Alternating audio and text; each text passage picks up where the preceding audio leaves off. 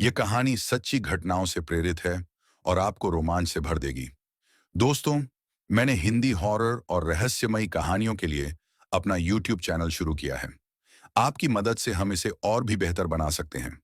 अगर आपको मेरी कहानियां पसंद आती हैं, तो कमेंट करें, वीडियो को लाइक करें और चैनल को सब्सक्राइब करें ताकि मैं आपके लिए और भी खौफनाक और रहस्यमयी कहानियां ला सकूं। आपके सुझाव और समर्थन मेरे लिए बहुत मायने रखते हैं। मैं पूरी मेहनत से ये कहानियां लिखता हूं ताकि आपको एक अनोखा अनुभव मिल सके। राजीव और सीमा एक युवा जोड़ा थे जो अपनी छोटी सी छुट्टी के लिए एक शांत और दूर दराज के गांव में जाने का फैसला करते हैं। वे एक सुनसान हाईवे पर कार चला रहे थे जो उन्हें गांव तक पहुंचने का एकमात्र रास्ता दिखता था। हाईवे पर उनकी यात्रा काफी लंबी थी और दिन ढलने के बाद यह और भी डरावनी हो गई। आसपास के जंगल और पहाड़ी इलाकों के कारण अंधेरा जल्दी छा गया था। सीमा ने देखा कि राजीव का चेहरा थोड़ी चिंता से भरा हुआ था क्योंकि उन्हें रास्ता पूरी तरह से अजनबी था।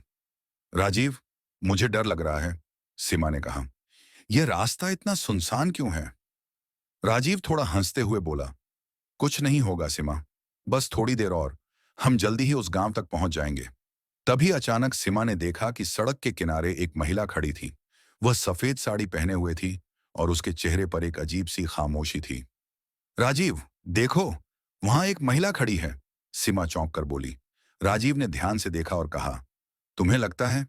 शायद वो किसी का इंतजार कर रही होगी। सीमा को उस महिला का चेहरा कुछ अजीब सा लगा, जैसे उसमें कुछ गड़बड़ हो। वह महिला अचानक कार के पास आकर रुक गई। राजीव ने खिड़की का शीशा थोड़ा नीचे किया और पूछा, क्या आप ठीक हैं? महिला ने धीमे से जवाब दिया, मुझे आपके साथ जाना है। राजीव थोड़ा झिझकते हुए बोला, लेकिन हम आपके लिए कहाँ जा रहे हैं?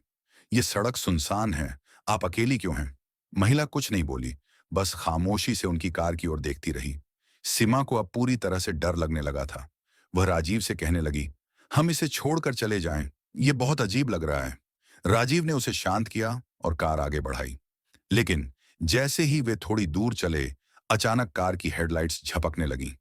सड़क पर एक अजीब सी ठंडक बढ़ने लगी और हवा में एक घना कोहरा फैलने लगा।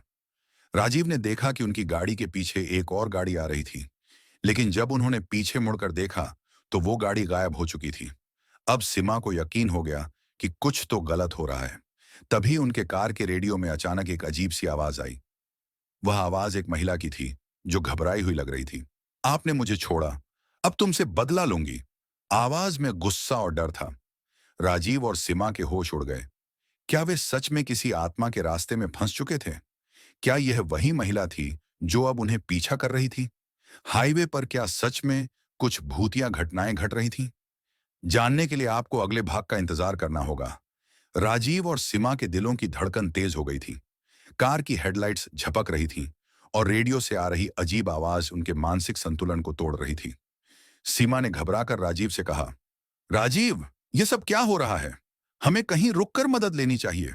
राजीव ने सीमा को शांत करने की कोशिश की, लेकिन खुद भी डर के साए में था।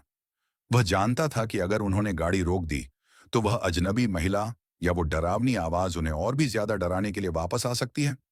लेकिन रास्ता सुनसान था और कोई सहायता भी नहीं दिख रही थी।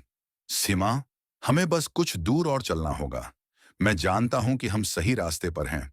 यह कोई मजाक होगा और सब ठीक हो जाएगा, राजीव ने हिम्मत बंधाते हुए कहा। लेकिन तभी सड़क पर एक और विचित्र दृश्य दिखाई दिया। दूर दूर तक खड़े पेड़ों के बीच एक भूतिया आकृति दिखी जो धीरे धीरे उनकी तरफ बढ़ रही थी। उस आकृति का चेहरा बिल्कुल धुंधला था, लेकिन उसकी हड्डियों जैसी खड़ी संरचना और कांपते हुए हाथ देखकर दोनों की सांसें अटक गईं। क्या ये वही महिला है? सीमा ने डरते हुए पूछा। उसकी आवाज कांप रही थी। सीमा, आंखें बंद कर लो, इसे देखने की कोशिश मत करो, राजीव ने गहरी सांस लेते हुए कहा। लेकिन वह आकृति लगातार उनकी गाड़ी के पास आ रही थी। अचानक सड़क पर एक तेज झोंका आया और हवा इतनी ठंडी हो गई कि सीमा का दिल मानो जम सा गया। जैसे ही वह आकृति उनके पास आई, वह एक भूतिया चीख मारते हुए गाड़ी के पास से गुजर गई। सीमा ने एक चिल्लाहट मारी और आंखें बंद कर लीं। राजीव, मुझे लगता है कि हम कहीं फंस गए हैं। हमें इस रास्ते से वापस मुड़ना चाहिए। यह सही नहीं है, सीमा ने कहा। उसकी आवाज अब पूरी तरह से घबराई हुई थी। राजीव ने गाड़ी की गति तेज की, लेकिन जैसे ही गाड़ी की स्पीड बढ़ी, पीछे से एक डरावनी हंसी सुनाई दी। सीमा ने झटका लिया और कहा, वो हंसी, वो बहुत करीब थी। वो हमारे पीछे है, राजीव। राजीव ने पीछे देखा, लेकिन कुछ नहीं था। वह पूरी तरह से हैरान था। क्या यह सच में भूतिया ताकतें थीं या कुछ और? अचानक एक चमत्कारी मोड़ पर गाड़ी को घुमा दिया और कार एक गहरे घने जंगल के बीच में पहुंच गई। यह रास्ता एक अंधेरे और भयानक जगह की ओर ले जा रहा था। वहां रास्ते के किनारे एक पुरानी हवेली दिखी, जो पूरी तरह से जर्जर और टूटी हुई थी। क्या यह वह जगह है? सीमा ने डरते हुए पूछा। राजीव गहरी सांस लेकर बोला, हमें यह जगह देखनी होगी। शायद यहाँ कुछ जवाब हो और हम इससे निकल सकते हैं। वह दोनों कार से बाहर निकले और हवेली की ओर बढ़ने लगे। अचानक सामने की दीवार पर एक बहुत ही पुराना और जंग लगे हुए दरवाजे का हैंडल दिखा। जैसे ही राजीव ने दरवाजे का हैंडल घुमाया, एक ठंडी हवा का झोंका महसूस हुआ और दरवाजा धीरे धीरे खुलने लगा। वो दोनों अंदर घुसे और देखा कि हवेली के अंदर एक अजीब सी खामोशी थी। वहां की दीवारों पर पुराने, मुरझाए हुए चित्र लगे हुए थे और पूरे कमरे में एक अजीब सी गंध फैली हुई थी। यहां कुछ तो गलत है, सीमा ने सिहरते हुए कहा। मुझे लग रहा है कि हमें यहां से वापस जाना चाहिए। लेकिन अचानक दरवाजा बंद हो गया और एक डरावनी हंसी उनके कानों में गूंजने लगी। तुम नहीं जा सकते, तुमसे बदला लिया जाएगा। एक भयानक आवाज कमरे में गूंजी। क्या यह हवेली किसी पुराने भूतिया इतिहास से जुड़ी हुई थी? क्या वह महिला सच में उनके पीछे थी, या फिर यह सब उनके मन का डर था? हवेली के अंदर की खामोशी और डरावनी हंसी से पूरा वातावरण और भी भयावह हो गया था। राजीव और सीमा दोनों एक दूसरे को देख रहे थे, जैसे कुछ कहने की कोशिश कर रहे हों, लेकिन उनके मुंह से शब्द नहीं निकल रहे थे। दरवाजे के अचानक बंद होने और उस डरावनी आवाज के बाद उनके शरीरों में सिहरन दौड़ रही थी। राजीव, ये सब बहुत अजीब है। हमें यहां से जल्दी निकलना चाहिए, सीमा ने कांपते हुए कहा। उसकी आंखों में घबराहट थी और उसने राजीव का हाथ कसकर पकड़ा। राजीव ने सीमा को शांत करने की कोशिश की। कुछ नहीं होगा सीमा, ये सब सिर्फ हमारा डर है। हमें शांत रहकर बाहर निकलने का रास्ता ढूंढना होगा। लेकिन तभी अचानक दीवारों पर लगे पुराने चित्रों से एक आवाज आई, जैसे वे धीरे धीरे हिल रहे हों।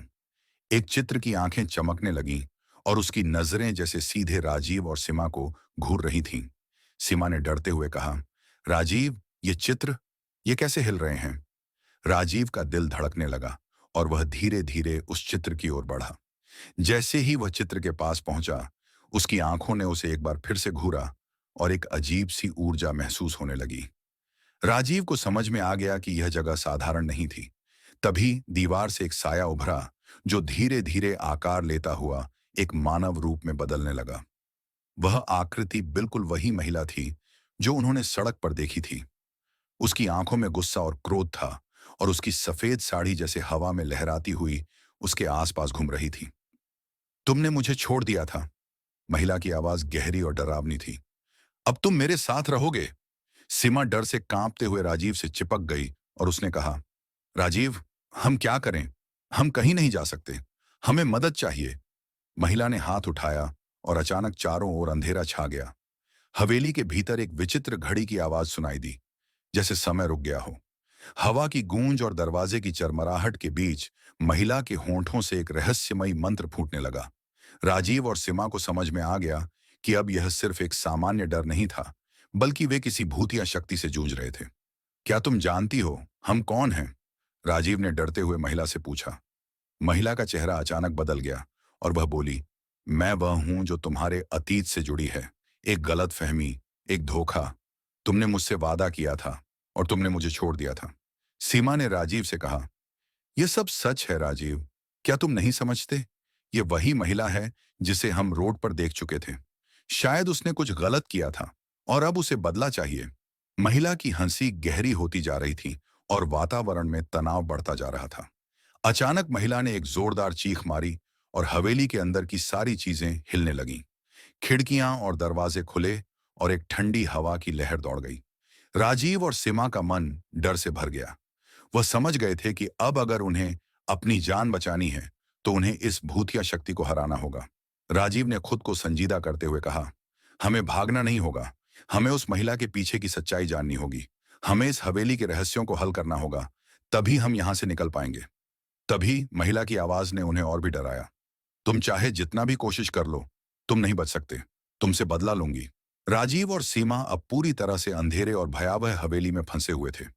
वे जानने के लिए तैयार थे कि इस रहस्यमयी महिला का बदला किस तरह से होगा। क्या वे इस जगह से बाहर निकल पाएंगे, या क्या इस हवेली के अंधेरे रहस्यों में उनका भी नाम जुड़ जाएगा। राजीव और सीमा अब पूरी तरह से हवेली के डर में घिरे हुए थे।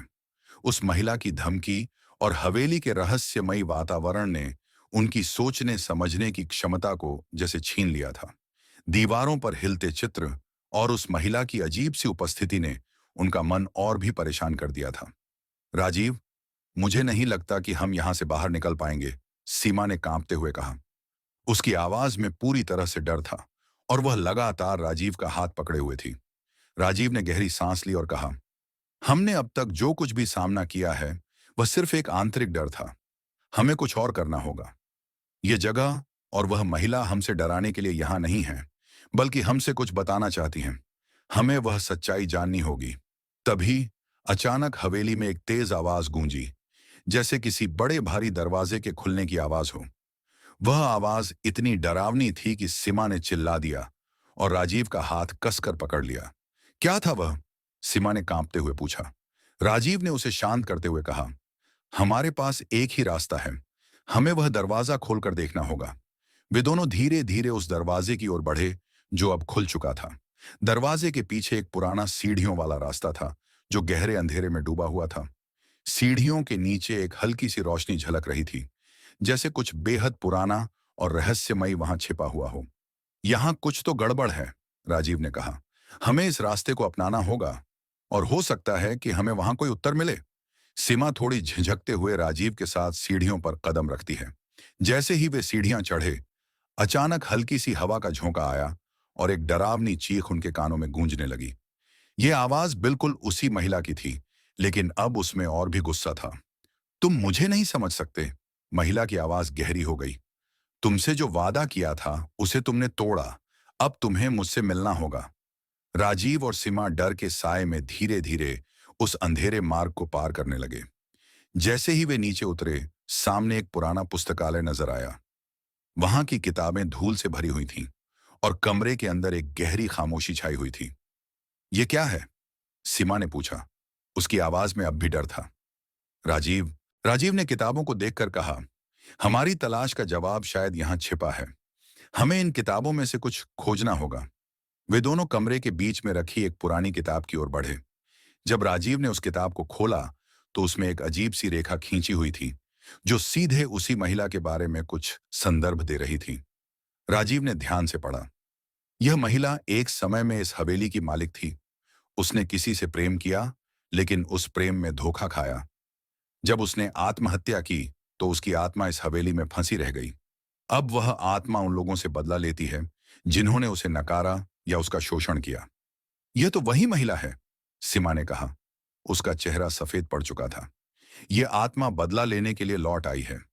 राजीव ने किताब को बंद किया और कहा, हमें समझ में आ गया है कि यह महिला किसी बहुत बड़े दर्द से गुजर रही थी, और अब उसका उद्देश्य सिर्फ बदला लेना है। हमें इस आत्मा को शांति देना होगा, ताकि हम यहां से बाहर निकल सकें। तभी अचानक हवा में एक घना कोहरा छा गया। एक बार फिर वही महिला उनके सामने आई, लेकिन अब वह पूरी तरह से अलग दिख रही थी। उसकी आंखें गहरी लाल हो गई थीं और उसकी सफेद साड़ी रक्त से सनी हुई थी।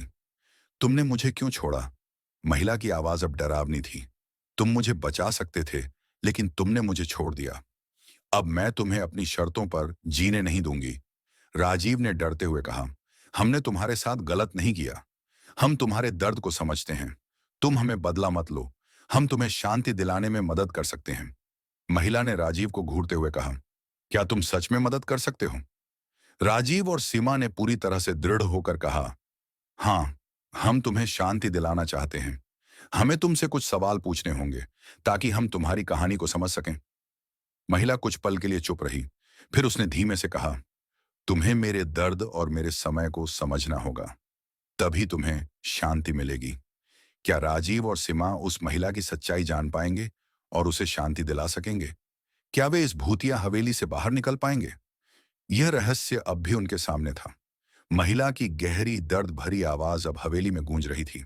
राजीव और सीमा दोनों घबराए हुए थे, लेकिन अब उनके पास कोई विकल्प नहीं था।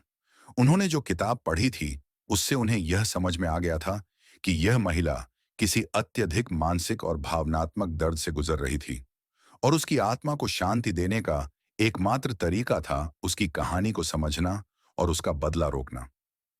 हम तुम्हारे दर्द को समझते हैं, राजीव ने अपनी आवाज में जितनी शांति ला सके उतनी शांति भरते हुए कहा।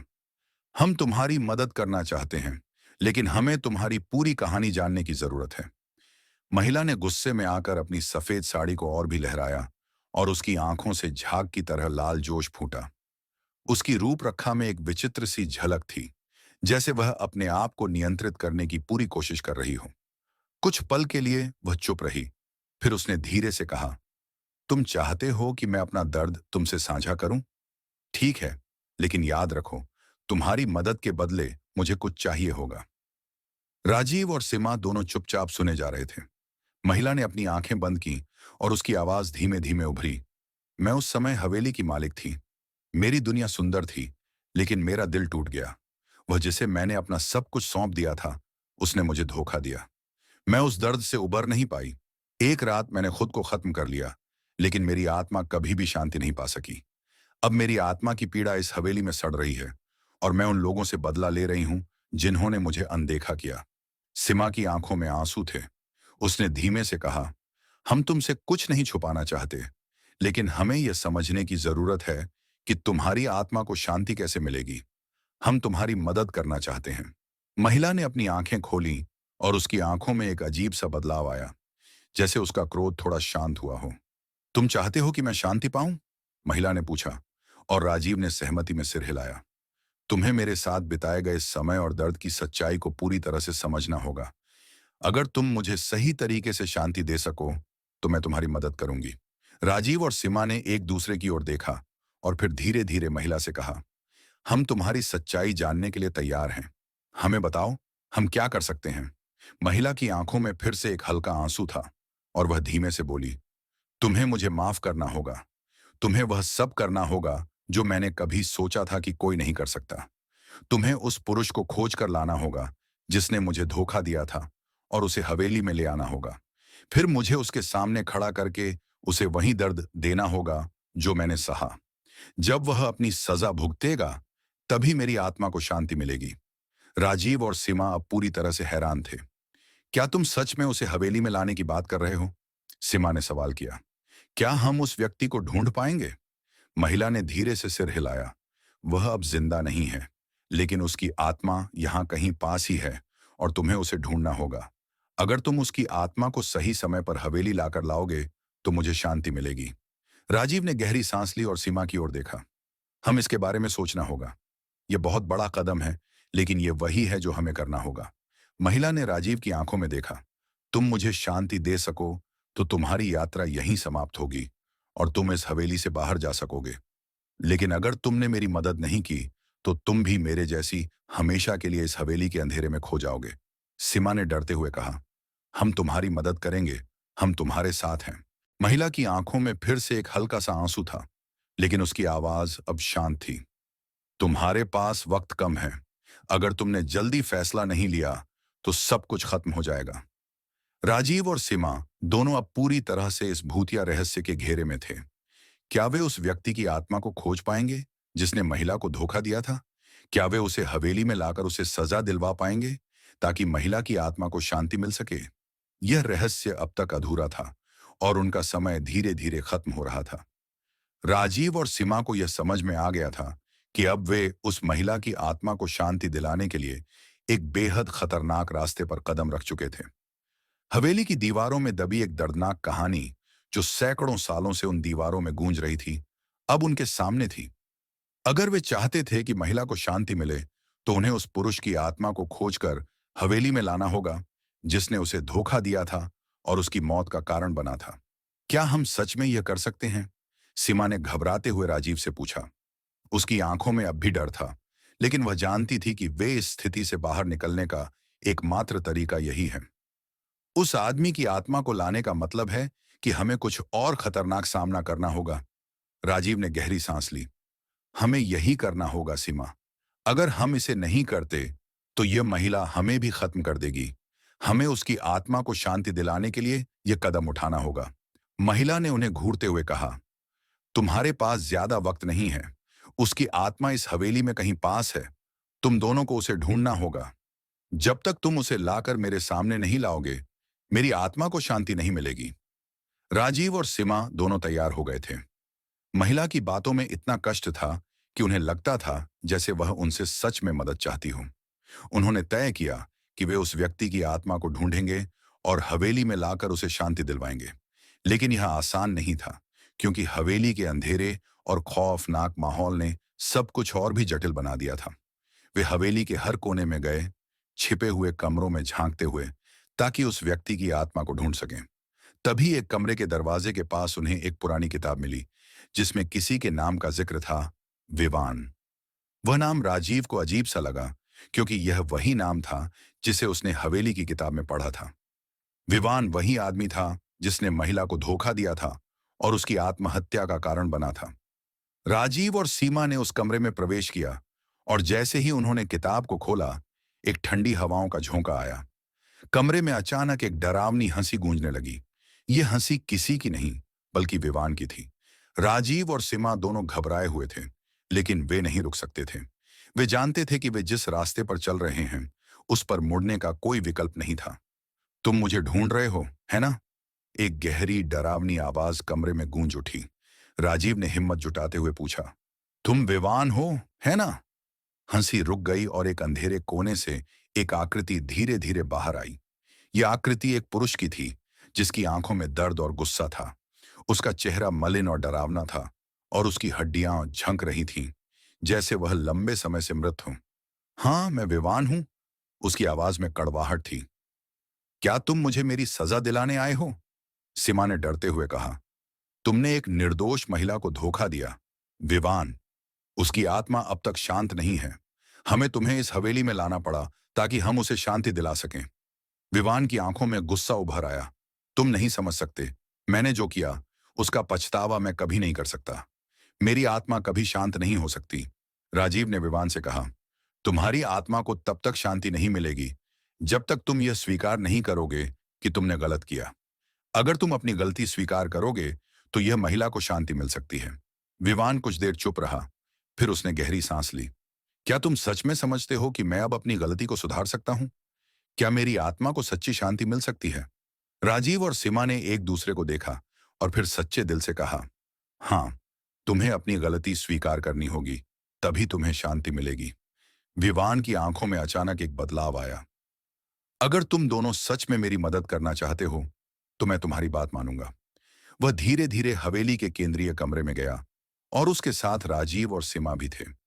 जैसे ही उन्होंने उसे हवेली में लाया, महिला की आत्मा अचानक प्रकट हुई। वह महिला अब पहले से कहीं अधिक शांत और निस्तब्ध लग रही थी। विवान ने महिला के सामने खड़े होकर कहा, मैंने तुम्हें धोखा दिया और इसके लिए मुझे बहुत पछतावा है।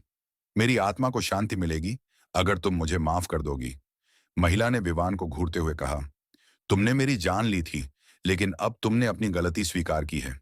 तुम्हारे लिए शांति है। जैसे ही महिला ने अपनी अंतिम सांस ली, हवेली में एक अद्भुत बदलाव आया। महिला की आत्मा अब पूरी तरह से शांत हो चुकी थी, और हवेली का अंधेरा अचानक गायब हो गया। सब कुछ रोशन और शांति से भर गया। राजीव और सीमा ने राहत की सांस ली। उन्होंने देखा कि हवेली अब पूरी तरह से बदल चुकी थी। यह एक भूतिया हवेली नहीं रही, बल्कि एक सामान्य, शांत और सुंदर जगह बन चुकी थी। हमने यह किया सीमा, राजीव ने कहा। अब हमें इस जगह से बाहर निकलना होगा।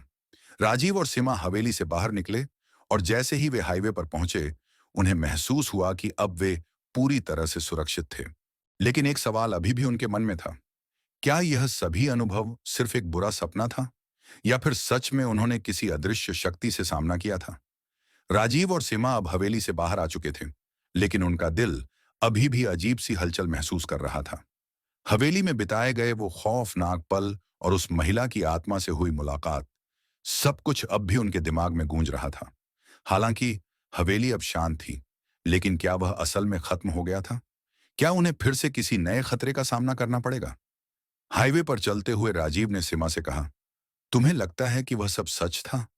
क्या वह महिला सच में हमारे पास मदद के लिए आई थी? सीमा ने थोड़ी देर चुप रहने के बाद कहा, मैं भी सोच रही थी। कभी कभी लगता है कि शायद यह सब एक बुरा सपना था, लेकिन वह महिला, उसकी आंखों में इतनी पीड़ा थी। मुझे लगता है कि वह सच में हमें शांति दिलाने के लिए आई थी। राजीव ने सिर झुकाया और कुछ पल के लिए चुप रहा। उसकी सोच में बहुत सारी उलझनें थीं। वे दोनों आगे बढ़ते जा रहे थे, लेकिन हवेली की ओर उनकी नजरें बार बार घूम रही थीं।